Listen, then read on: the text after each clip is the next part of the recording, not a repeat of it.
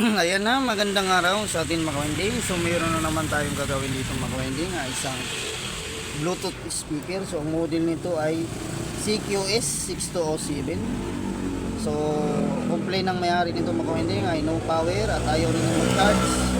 Ayaw din mag-charge mga kawending. Okay ko. So ano ba yan, nalaglag na.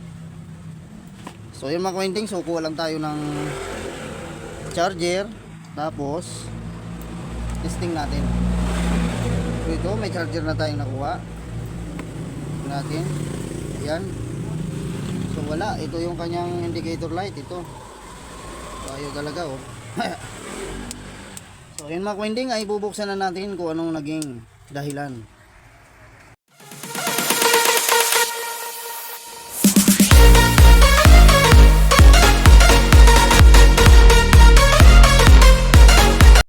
So yun ang mga kwending, so nabuksan na natin. So ito yung kanyang loob. So dalawang speaker nito. So ito mga kwending, itong kanyang battery wala na palang balot oh. So tinanggal na pala ito ng may-ari. At saka yung nasaan na kaya yung BMS nito. So tinanggal na yung BMS yata nito nung, ay hindi, wala pala sadya siguro. Tingnan nga natin. Wala pala sadyang BMS. So kaso lang yung balot nito, itong kulay asul, tinanggal na pala ng may-ari nito. So checkin natin kung anong mga ginalaw dito. Binuksan na kasi ng may-ari ito eh. Kasi kulang na yung tornilyo ito mga ka-winding. So ang tornilyo na lang nito ay bali 3 na lang. Kasi 6 ang tornilyo nito. 3 na lang. So tanggalin ko lang itong kanyang harapan. Kasi dito yung lock niyan. Bago natin matanggal ito, kailangan alisin natin itong pinaka lock nito sa kanyang ano, sa mga volume. Bakit ayaw itong mag-charge? Baka mamaya sira din ang ano nito, charging pin. Tingnan natin kung yung battery nito or may laman pa ba. Mamaya wala nang laman yung battery nito. Ayan, tanggalin ko lang. Ayan. So natanggal na natin.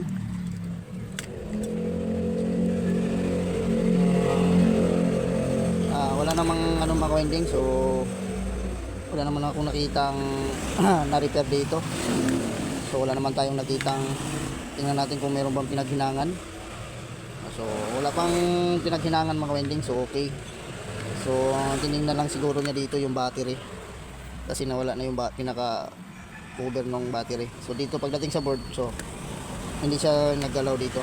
So ayun mga winding, so tayo ang gagalaw dito. So ayun mga winding, so painitin lang natin yung kanyang ano, panghinang, tapos i-check natin yung battery kung meron pa ba siyang laman. Kung meron ba siyang laman. So ayan, focus natin. So ayan mga winding, so checkin natin yung kanyang ano, pinaka battery, kung meron ba siyang laman. So ayan, kita kaya? Oh, kita ba? Ayan kung ano. Ayan to. So dito tayo sa kanyang pinaka terminal. Kung may laman ba itong battery nya. So wala. Halos zero na mga winding. 0.2 na lang. 0.2. So drain na drain to mga winding yung kanyang battery. So i-verify muna natin ng maayos mga winding kung battery ba may problema or itong kanyang pinaka charging pin. Baka mamaya charging pin or naglo-lose contact lang ito. So tingnan natin dito kung siya ay magcha-charge. Salpakan lang natin. Ayan, meron naman oh. Meron naman pala. Luwag.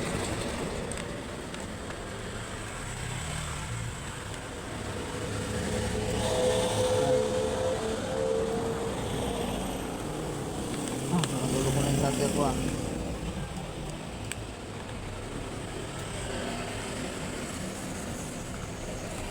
So ayusin lang natin.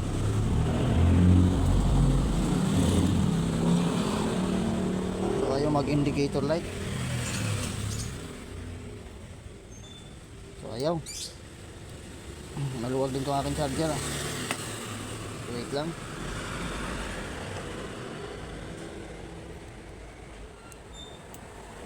Wala. Nagpo-protect yung aking charger. So, hanap lang ko na ibang charger mga friendly.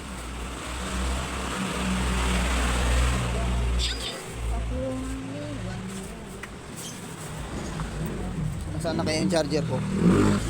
Ayan, kumuha na akong panibagong charger. Ang lulo ko yung isa kong charger. Wala din ito ah. Wala din oh. So, naglulos itong kanyang pinaka charging pin. So, ngayon mga winding ay gagamitan natin ito ng type C. So, bago tayo mag-desisyon ng palit ng battery. Kasi drain yung battery. So, subukan muna natin kung siya magcha-charge. So, baka itong lost contact lang ito. Itong ating charging pin. So, magdugtong lang ako dito mga winding ng type C. So, hindi ko natatanggalin yan. So, kuha lang tayo ng pang type C na charging pin. So, tingnan natin kung mapu-full charge yung battery kung magkakarga. So, kailangan mapa-display natin to. Itong kailangan magkaroon muna ng supply para malaman natin kung sira ba ito or buo. So, ayun na mga winding. So, na natin mga winding. So, na tawag nito na nakakuha na tayo ng pang type C na charging charging pin. So ito mga winding, so sinit up ko na siya dito. So yan ang kabit natin. So itong linya, itong black mga winding sa ground lang yan. Tapos itong positive niya, so nandun yan mga winding. So kumbaga nakatap yan dun sa positive ng pang micro USB. Ayan, kita nyo yan mga winding. So yung pag tinap yung positive niyan. Tapos dito rin sa kanyang positive ng pang type C na charging pin. So yan mga winding. So itong mga winding, itong battery ay niya. So itong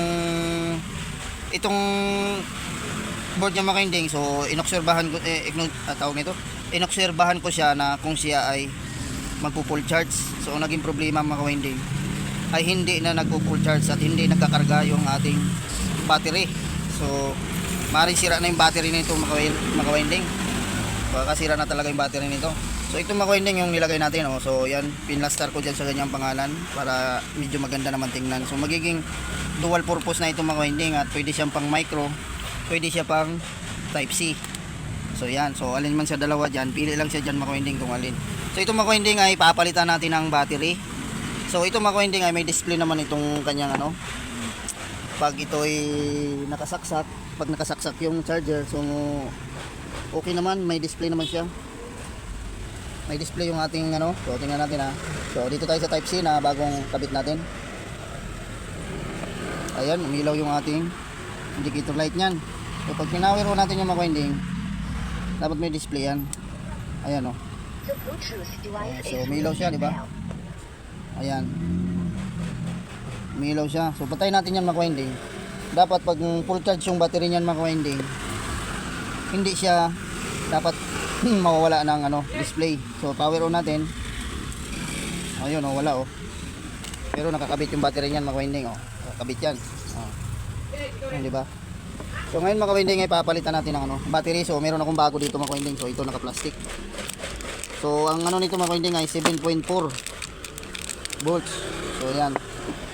Tapos itong mga winding ay itong binuksan ko itong original niya ay nakaparallel lang sila pareho. So ang gawin natin dyan, pagsamahin lang natin itong dalawa. Yung positive sa positive, negative sa negative. So yung mga winding, so install ko muna. So dapat, siyempre pag nilagay natin to, siyempre bago ito, siyempre may karga ito. Dapat, pag nailagay na natin dito, dapat magkaroon na siyang dyan, display. Dapat magka-display na siya dyan. Kahit hindi na nakasaksak yung ating charger. So ayun mga winding, so install muna natin. So yun mga winding, so putulin na lang natin tong kanyang battery. So install natin to. So mahaba naman to. So putulin na lang to. Ayan. So itong kanyang battery mga winding ay susuli natin to sa may-ari. Papakita natin to sa kanya. Ito ang pinaka maging resibo ng ating customer mga winding na talagang pinalitan natin ng battery. Kasi baka mamaya kasi siyempre hindi na niya kita sa loob yan na kung talagang pinalitan natin. So mahirap na pag hinalaan tayo mga winding. So ito, so putulin ko lang to, tapos ito pagsamahin na lang natin to kasi nakaparallel lang naman. So 7.4 to ito mga winding nila, 7.4 volts kasi naka-series ito nakaparallel lang. Pag nakaparallel lang ito 3 volts lang. So ngayon balatan ko muna ito mga winding, tapos saka natin hinangin.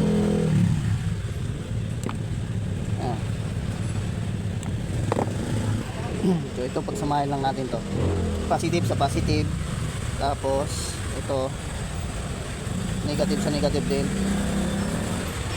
Tapos bago natin nilagyan muna natin ng tubing para hindi natin makalimutan na may separate. So ito yung bago niya, itong bago.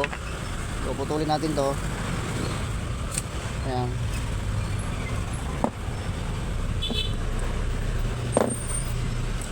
So ito, tingnan natin. So alisin na natin to at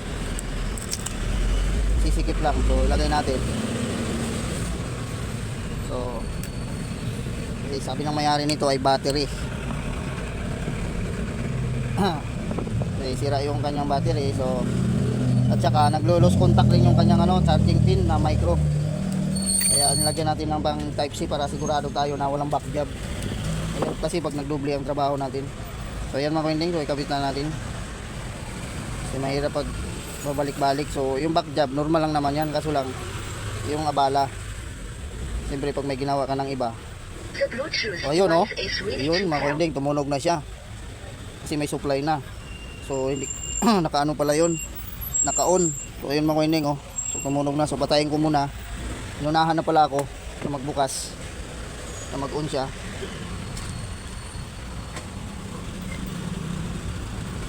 Yan, tapos dito ba yung nurse seat? ito yan, hinangin lang natin itong mga winding. Ayan. Tapos bago ko ito ilagyan ng tube, so tingnan natin. So tingnan natin mga ka-winding yung ating tingnan natin. Dito ka hiram doon, dapat doon malapit doon. Malapit kasi malapit. Kasi ang linya daw isa lang, sabi ko ulit. Palitan natin ng tawag nito bago natin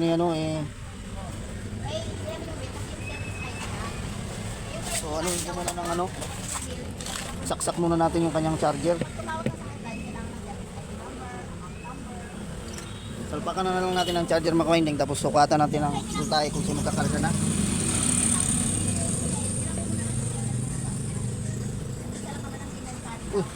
Wala. Kay Craig, okay mo madam. Madam na kapangalan mo. Umilaw ba? Parang hindi ata umilaw. Ang charger. Dapat iilaw yan. So wait lang mga winding. Sintro ko lang. Mahirap magano pasangkal baka mabali yung ating charger. So ayan mga winding. So tinanggal ko ulit mga winding itong bagong nilagay kong battery na 7.4 kasi kaya tinanggal ko mga winding kasi nagpo-protect yung ating indicator light doon. Hindi siya nag-indicator light pag nilagyan natin ng mataas na 7.4 volts.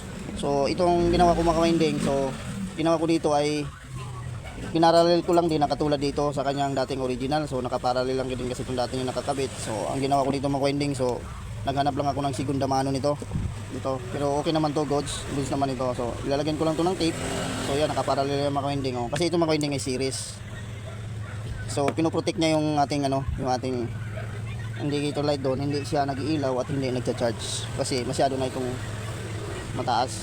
So ngayon mga winding ay so ito ang ginawa natin mga winding. So ngayon mga winding ay lagay lang natin to. So ayan. So i-testing natin na kung siya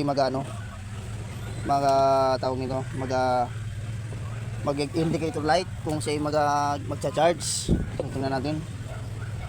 Paksak natin to. So ayan mga winding, umilaw siya kapag naka-parallel. Pag yun ang ilagay natin, yung ganito, kasi series ito, hindi siya ilaw. So ngayon mga winding, i-checkin natin kung nagkakarga yung ating battery. Itong battery na ito. Ayan. So, kuha lang tayo ng sangkalan. Kasi baka mabali yung charger ko. Ayan. So, ayan. Tapos, ititestan natin siya mga ka-winding kung siya ay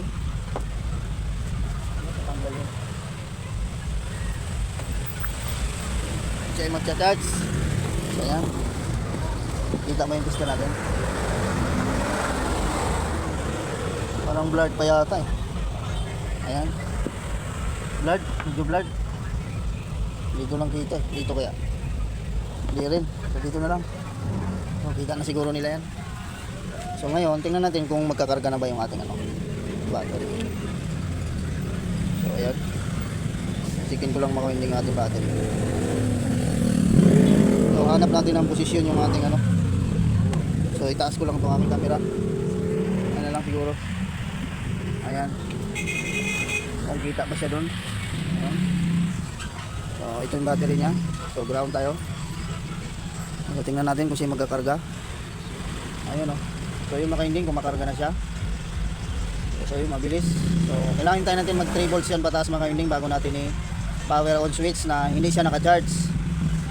Kasi pag naka-charge yan, siyempre magpa-power pa yan. Pero pag tinanggal natin yung, ang kailangan natin dyan, pag tinanggal natin yung charger, yan ang importante doon na kasi para kung hindi talaga siya nalulubat, kung siya magdi-display kung pag walang charge.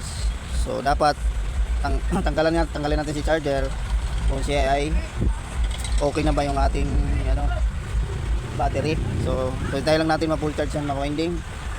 At kailangan hindi siya nakasaksak sa charger. So ayan, nagkakarga naman. So ayan, hintay lang natin mapuno yan mga-winding. So ito naka pa rin tayo, naka saksak. So yun, may ilaw yun So ayan. So hintay lang natin i-full charge natin yan mga-winding. So bago natin siya i-final testing. So ayun na mga-winding ay na-charge na natin. So tingnan natin. So yun, nakasaksak pa rin siya. So ngayon, tanggalin natin yung battery mga-winding kung siya ay normal na ba yung ating na nilagay na battery, kung siya ay okay na ba. So dapat magpa-power on ito mga-winding na hindi naka-charge. Tapos hindi siya mamamatay. Tapos patutugtugin natin mga-winding yung kanyang kanyang itong ating Bluetooth. Patugtugin natin kung siya ay okay na ba. So ayan, so i-power on natin na mga-winding, power on natin. So dapat mayroon ng display yan. So ayan, on natin. Ayun. Bluetooth device is ready to pair. So ibig sabihin, Bluetooth device is ayun, ibig sabihin mga-winding, so okay na yung ating Bluetooth speaker. Kasi ibig sabihin nagkakalaman yung ating battery. So ngayon, i-play natin yung ating sound. So testing natin kung siya ba ay okay na. Yan. So yun lang, mayroong So mga-winding, wala pang box yan kasi hindi ko binalik pa. Ayun. Hindi ko binalik pa yung box. So yan. Ayan. So volume na lang natin yung lakas pala. Ang lakas po. So yan. So yan mga-winding. So nalubat na. Piling tornilyo. Uy. So hindi pa full charge kay saglit lang itong ating kasi tinisting lang natin. So at least okay na yung mga-winding na wala siyang charger. So okay na itong ating Bluetooth. So okay na itong yung battery niya. So ibig sabihin mga-winding, good na yung ating ni-repair. So ito ay i-charge pa natin, i-full charge para pagkuha ng mayari. So gagamitin na lang niya kahit hindi naka-charge. So ayan mga-winding. So kung bago lang sa aking channel, so please subscribe at pa itong notification bell para updated kayo pag may bago tayong video. Kasi ayan mga-winding, so bye bye na po. So God bless all po sa atin mga-winding.